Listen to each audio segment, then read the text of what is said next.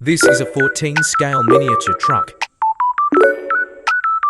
made of mahogany wood. I use a CNC router machine for cutting. This is the product I am selling.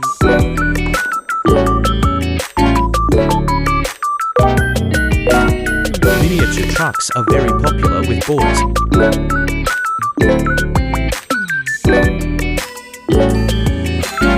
Usually parents buy it as a birthday present for their child. The rear door can be opened. I will make a video of making each part. Don't forget to subscribe so you don't miss the next video. I give a call so it can be played.